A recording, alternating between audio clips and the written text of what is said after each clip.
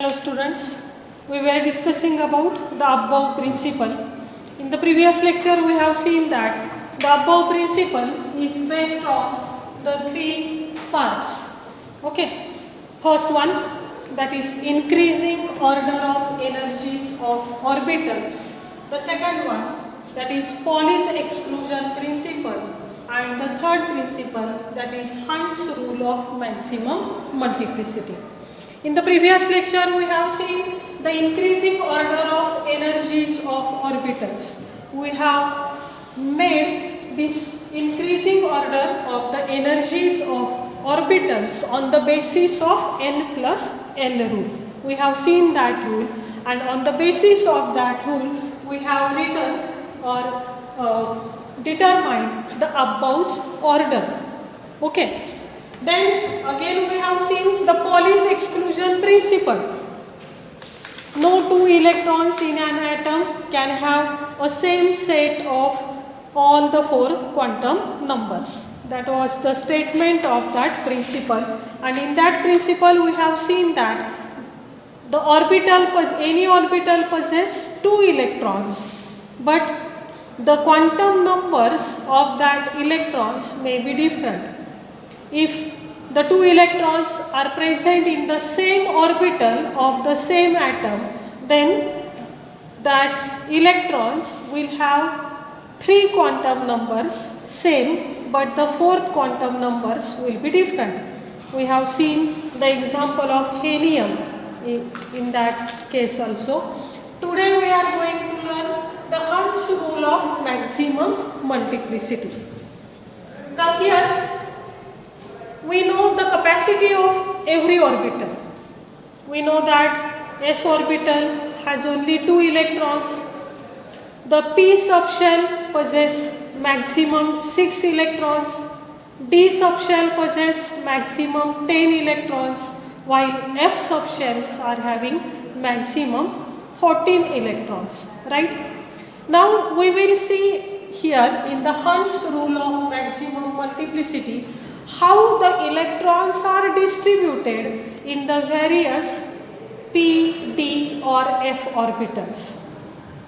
Already we know that if one electron in a particular orbital is having a plus 1/2 spin, then the other electron is having a minus 1/2 spin. That is, if one electron revolves in clockwise direction, then the other will revolve in anti-clockwise direction. But here the filling of electrons, especially in the degenerate orbitals, is explained with the help of Hund's rule of maximum multiplicity. What are degenerate orbitals? The orbitals which are having same energy. We have seen the orbitals which are having same energy, that are called as degenerate orbitals. Here for example, let's see the case of 2p orbital. We know that the 2p, this is actually the subshell. The 2p subshell consists of three orbitals, 2px, 2py and 2pz. Any p subshell will possess these three orbitals, px, py and pz. So instead of showing here 2, this 2 indicates the principal quantum number, that is the number of main shell. Any p subshell possess these three orbitals. Now these three orbitals are having same energy. We have seen in case of the shapes of orbitals that all these three orbitals are of same energy, that is, these are degenerate orbitals. Now how the electrons are filled in these orbitals we will see in the Hund's rule of maximum multiplicity. Similarly, we know that there are 5 types of d orbitals, that is dxy, dyz, dxz, then dx square minus y square and dz square. All these 5 orbitals are also degenerate one in the absence of magnetic field. Thus the filling of electrons in the degenerate orbitals is specially given by the Hund's rule of maximum multiplicity. Now these degenerate orbitals can be shown with the help of box diagram. Let's see how the box diagram is drawn. Here these are the p subshells or p orbitals. We know that there are 3 orbitals of p, okay, px, py and pz. Since these orbitals are having same energy, they are shown in one box. Similarly, you can represent the d orbitals, degenerate d orbitals in a single box like this. 1, 2, 3, 4 and 5. Now here we have to see how the electrons are distributed in all these orbitals. We know that every orbital can occupy maximum 2 electrons. Here 2 electrons, in this case 2 electrons, and this orbital will also possess 2 electrons. Thus the capacity of p subshell is of 6 electrons. Similarly, the capacity of d subshell is of 10 electrons. Now let's see the statement of the Hund's rule of maximum multiplicity.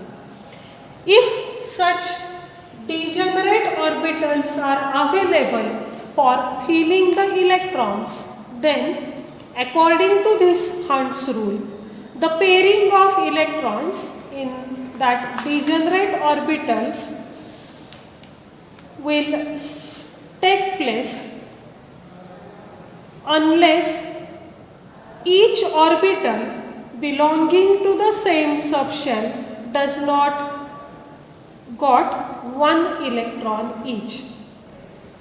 Once again see the statement. The pairing of electrons in the orbitals belonging to the same subshell does not occur unless each orbital belonging to that subshell has got 1 electron. याचा अर्थ काय की इलेक्ट्रॉनचं pairing होत असताना ते कशा पद्धतीने होणार आहे, जेव्हा अशा डिजनरेट ऑर्बिटल्स अवेलेबल असतात इलेक्ट्रॉन्ससाठी तेव्हा त्या इलेक्ट्रॉनचं पेअरिंग लगेच स्टार्ट होत नाही. जेव्हा या सगळ्या डिजनरेट ऑर्बिटल्स सिंगली फिल केल्या जातात, when they occupied single electrons just like this, then and then their pairing starts. Okay, म्हणजे सुरुवातीला सपोज आपल्याकडे 4 इलेक्ट्रॉन अवेलेबल आहेत, तर हे इलेक्ट्रॉन फिल होत असताना कशा पद्धतीने होतील, सुरुवातीला पहिला इलेक्ट्रॉन या पहिल्या डिजनरेट ऑर्बिटलमध्ये जाणार आहे, दुसरा इलेक्ट्रॉन फिल करत असताना तुम्हाला लगेच इथं पेअरिंग करून दाखवायची नाही. ही पेअरिंग केव्हा स्टार्ट होणार आहे, when all these degenerate orbitals occupy single electrons. ठीक आहे, हे इलेक्ट्रॉन तुम्ही या पद्धतीने दाखवू शकता किंवा डबल हेडेड एरो या पद्धतीने देखील दाखवू शकता. जेव्हा या तीनही ऑर्बिटलमध्ये एक एक इलेक्ट्रॉन ऑक्युपाय केला जातो आणि त्या कम्प्लिटली फिल होतात, सिंगली ऑक्युपाय केल्या जातात, त्यानंतर मात्र नेक्स्ट इलेक्ट्रॉन हा पेअरिंग करायला सुरुवात करतो. इथे आता आपल्याकडे 4 इलेक्ट्रॉन अवेलेबल आहेत आणि म्हणून 4th इलेक्ट्रॉन हा या ठिकाणी पेअरिंग करणार आहे. पण ही पेअरिंग केव्हा होणार आहे, जेव्हा या सगळ्या ऑर्बिटल्स या सिंगली ऑक्युपाय होतील तेव्हा. Similarly, if there are 9 electrons in d orbitals, now these 9 electrons are filled in the d orbitals according to Hund's rule. Let's see how. Initially, all these orbitals are occupied by 1 electron. When all the orbitals are singly occupied, then their pairing will start. Here 1, 2, 3, 4, 5, then 6, 7, 8 and 9. In this manner, the pairing of electrons will start only when all the degenerate orbitals get singly occupied. Okay. This is the Hund's rule of maximum multiplicity. Now on the basis of all these 3 principles, here we have to write the electronic configuration. So Today again we will see how to write the electronic configuration of different items.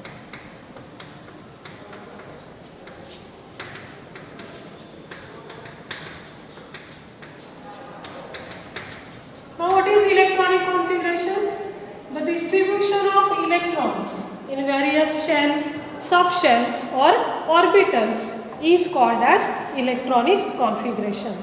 And while writing this electronic configuration, you have to consider all these three principles. Okay, but there are two methods to write the electronic configuration. The first one, that is orbital notation method. The first method is named as orbital notation method.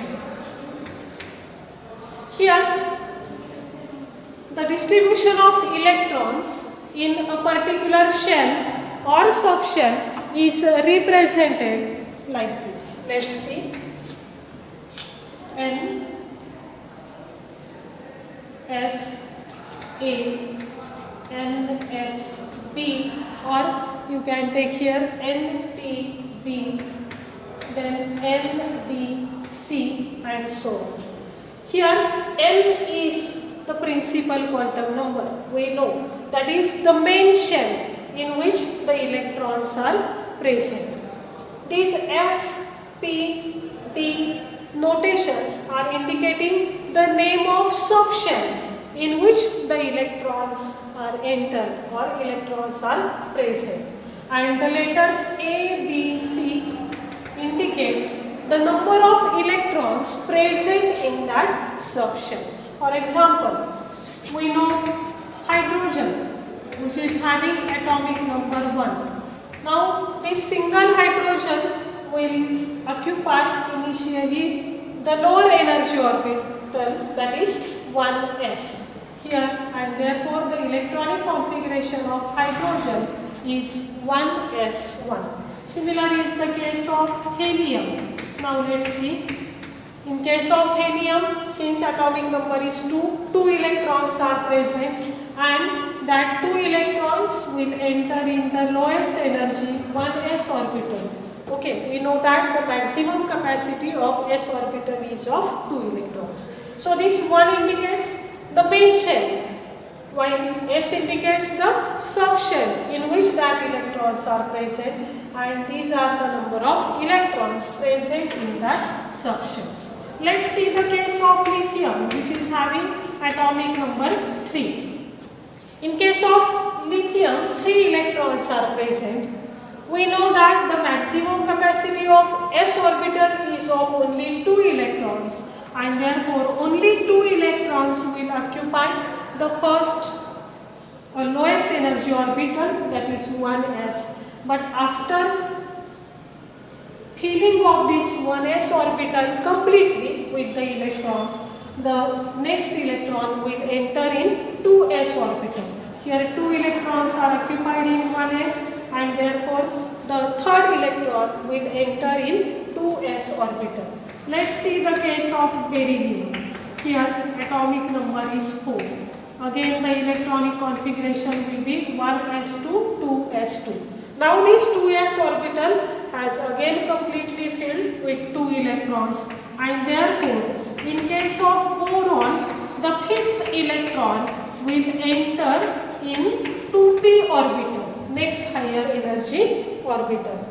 In case of carbon, see here, the next electron will enter again in 2p orbital because it is having the maximum capacity as of 6 electrons. So the 6th electron will also enter in the 2p orbital. Next element is nitrogen, which is having atomic number 7.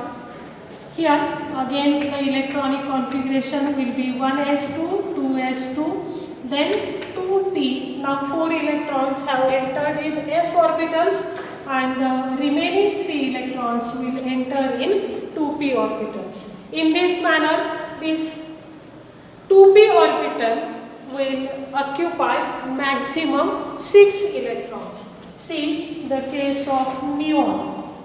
In case of neon, we know that the atomic number is 10. The electronic configuration will be written as 1s2, 2s2, and here the maximum capacity of p orbital is of 6 electrons, and therefore the electronic configuration will become 1s2, 2s2, 2p6. But after neon, the sodium atom is there whose atomic number is 11. In this case, the 11th electron means next high electron will not enter in 2p orbital, but it will enter in the next higher energy orbital. Okay, and in this manner there are total 11 electrons present in sodium.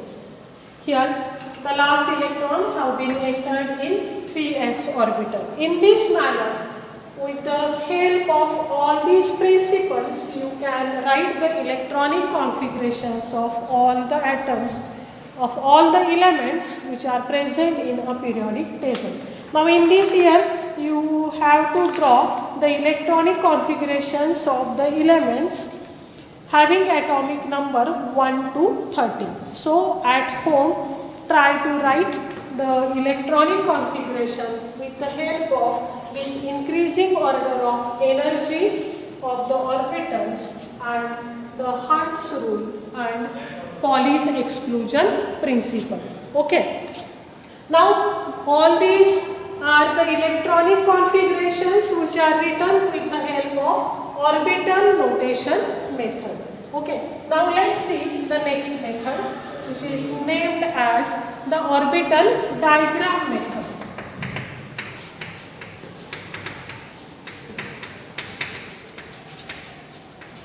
In orbital diagram method, here the orbitals are shown with the help of boxes, just like this. Suppose there is one s orbital, we know that there is only single s orbital. So for that s orbital, you have to show the single box. But in case of p orbitals, here we know that there are 3 p orbitals and all are having same energy, and therefore they have shown in the single box. 3 orbitals are shown in single box.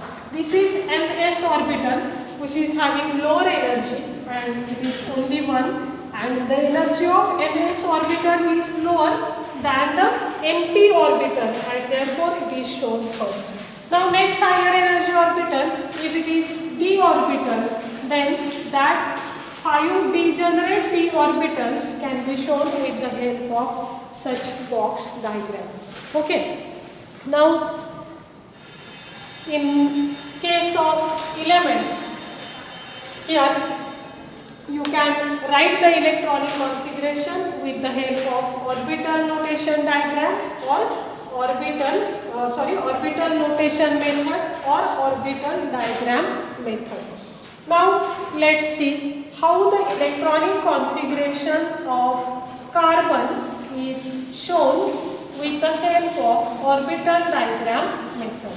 Here I have shown the electronic configuration of carbon by orbital notation method. The same carbon atom can be shown with the help of orbital diagram just like this.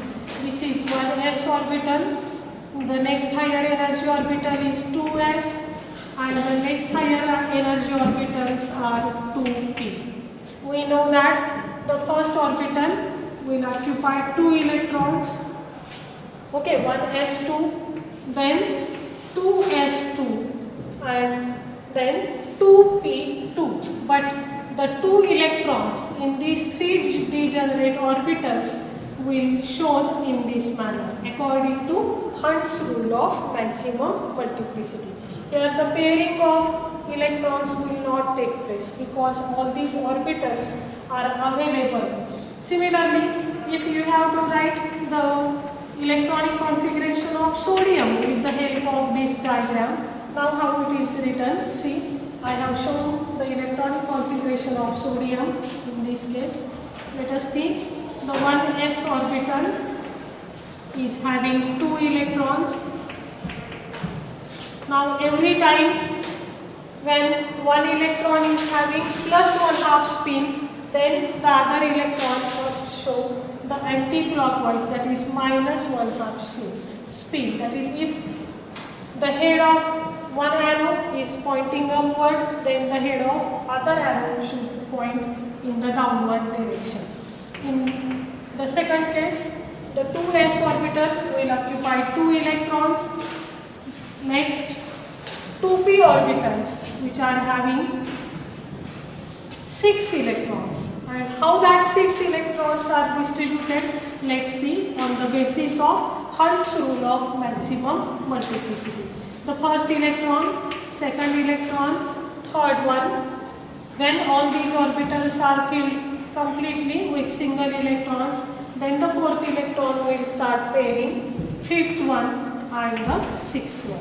In this manner, you can write the orbital diagram for the electronic configuration of all the atoms. Now we know that in the periodic table, total 118 elements are present.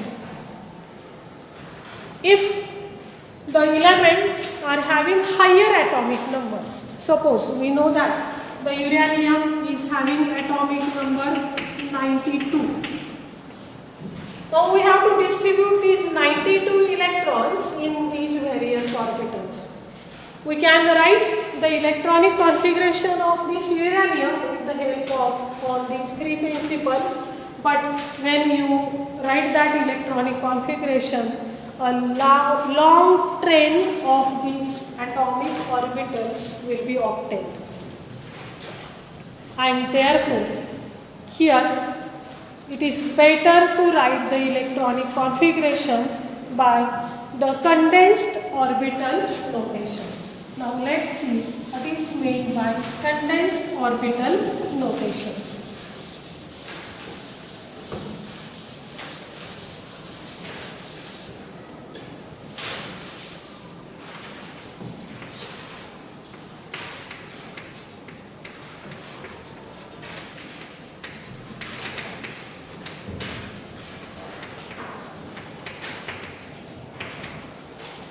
Condensed orbital notation of electronic configuration.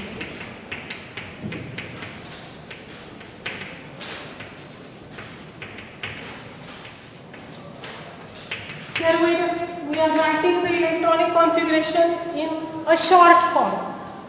And how that short form is written? Actually, this condensed orbital notation has 2 parts. Okay, one part that is called as inert gas core, and the other part, that is the remaining electronic configuration of the element. I will take one example so that you will get the idea. Suppose there is a boron atom which is having atomic number 5. We know that the electronic configuration of boron is written as 1s2, 2s2 and 2p1. This is the orbital notation method to write the electronic configuration.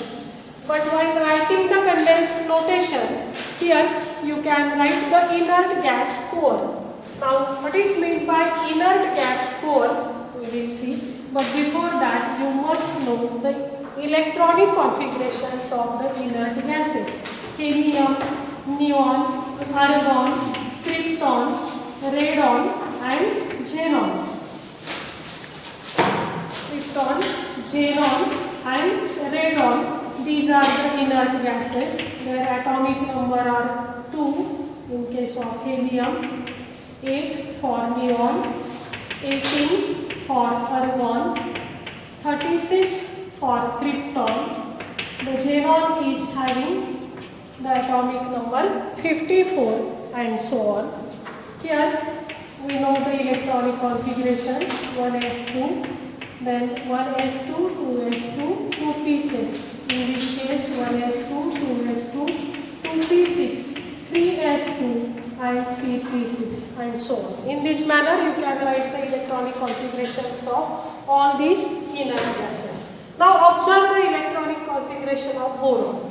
Here you will observe that in case of boron, the initial part of this electronic configuration is similar to that of the first inert gas, that is helium. Here there is one s2, in this case also the one s2 electronic configuration. So this part of the electronic configuration will be shown with the help of this helium core, and the remaining part will be written as it is.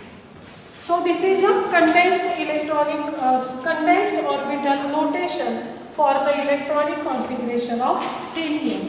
Similarly, I will take the example of magnesium, which is having atomic number 12. We know that the electronic configuration is written as 1s2, 2s2, 2p6 and 3s2.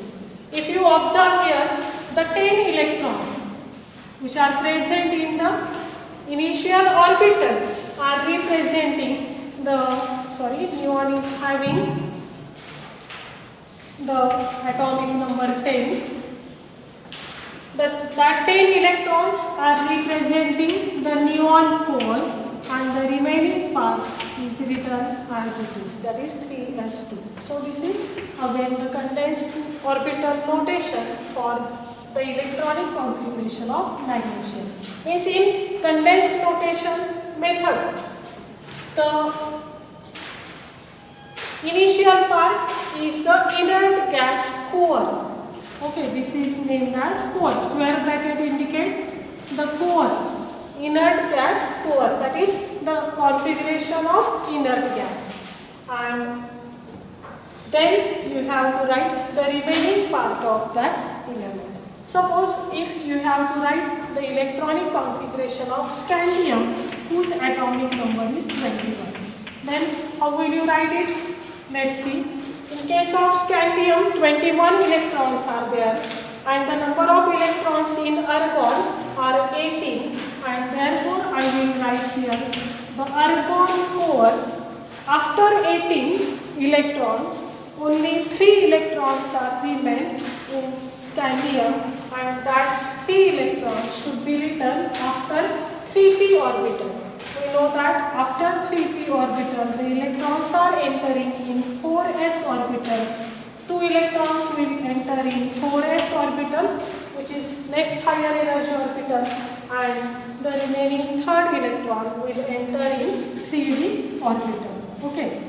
In this manner, you can write the electronic configurations of all the elements with the help of inert gas core, and such method to represent the electronic configuration with the help of inert gas core, that is called as condensed orbital notation electronic configuration.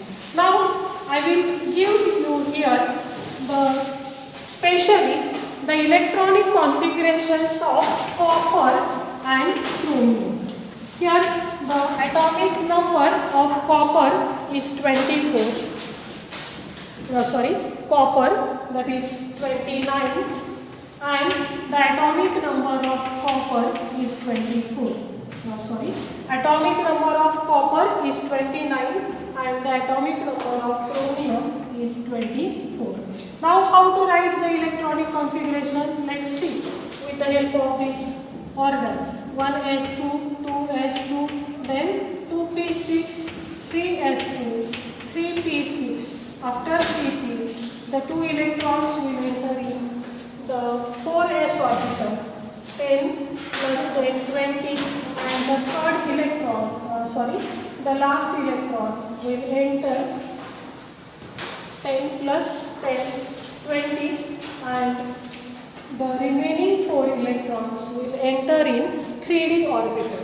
In this manner, you will easily write the electronic configuration of chromium. But remember, this electronic configuration is wrong.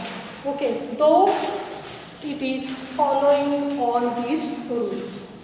Here, the actual electronic configuration of chromium is 1s2, 2s2, 2p6, 3s2, 3p6, then 4s1 and 3p5. Here what has happened? one of the electron from this 4s orbital has been promoted to 3d orbital, and therefore the 4s orbital has achieved the one electron, while 3d orbitals achieve 5 electrons. Now why this happens? Why this electronic configuration is wrong and why this one is correct? This can be explained with the help of extra stability of the atomic orbitals. Now there is one rule, that is every orbital tries to acquire the stability, and which orbitals are more stable? According to that rule, if the orbital possesses empty, if that orbital is empty, or if it is half filled, or if that orbital is completely filled, then and then that orbitals are stable. And there is one rule of nature, that is everything tries to acquire the stability. Orbitals are also following that rule, that is orbitals are also trying to acquire the stability. Here if you write this electronic configuration, this is the unstable configuration because this 3d orbital remains unstable. And in order to acquire the stability, that 3d orbital will get one of the electron from 4s, so that it will become half filled. We know that the d orbitals are of 5 type, and when all these d orbitals are singly occupied, then they will become stable. In this manner, this 3d orbital becomes stable. Similarly, the stability of 4s orbital again remains constant, because here in this case the extra stability is due to completely filled orbital, while the stability remains constant due to half filled 4s orbitals. So remember the anomalous behavior of chromium. Chromium is showing little different electronic configuration. It is not following this rule. Okay. Similar is the case of copper. In case of copper, the electronic configuration, you will write the electronic configuration as 3s2, then 3p6, then 4s2,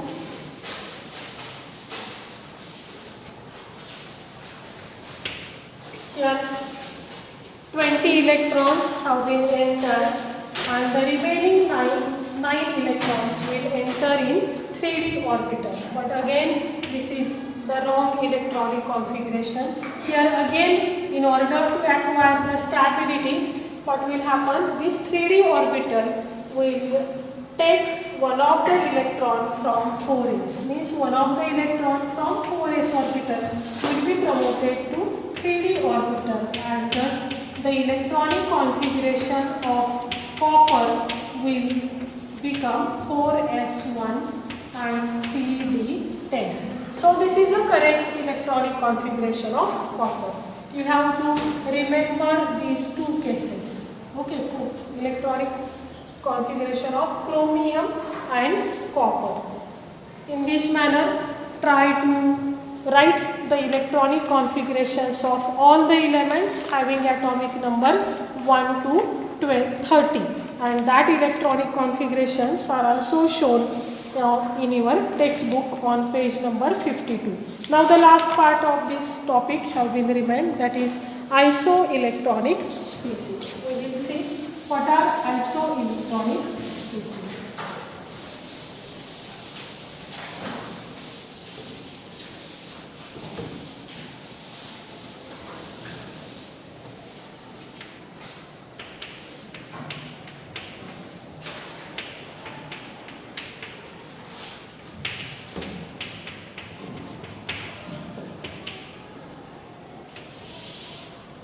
The species means they may be either atoms, ions or molecules. Iso means same or constant.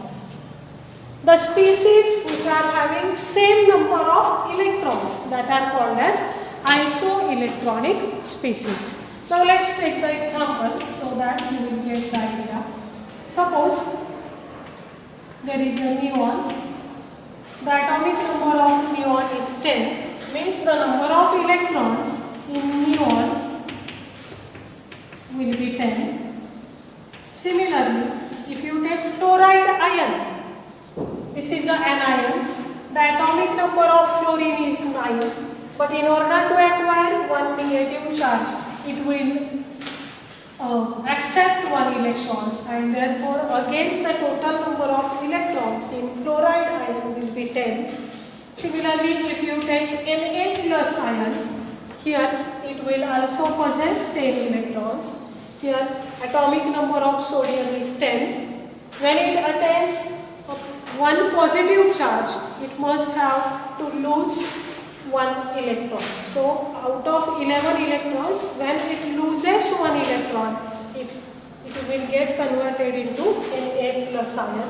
So again the number of electrons in Na plus ion is 10. Similar is the case of magnesium 2 plus ion. There 12 electrons are present in magnesium atom, and when it gets converted into Mg2 plus ion, again 2 electrons have been lost, means 12 minus 2, you will get 10 electrons. Similar is the case of aluminium, 13 minus 3, you will get 10 electrons. In this manner, all these species, they may be either atoms or ions, they may be cations or anions, all are having 10 electrons, and hence that are named as isoelectronic species. Similarly, one more example is given in your textbook, that is the case of argon.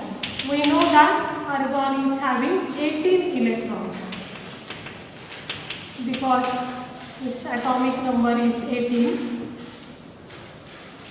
If you take potassium plus K plus ion, then it will again possess 18 electron because the atomic number of potassium is 19 minus 1 single electron has been lost to attain the positive charge. So the number of electrons are 18. In case of calcium 2 plus also, you will observe here that 20 electrons are present in calcium atom, and when it is getting converted into 2 plus ion, 2 electrons have been lost, and therefore the total number of electrons in case of calcium 2 plus ion is 18. Similarly is the case of scandium 3 plus. The atomic number of scandium is 21, and to achieve 3 positive charges, it must lose 3 electrons.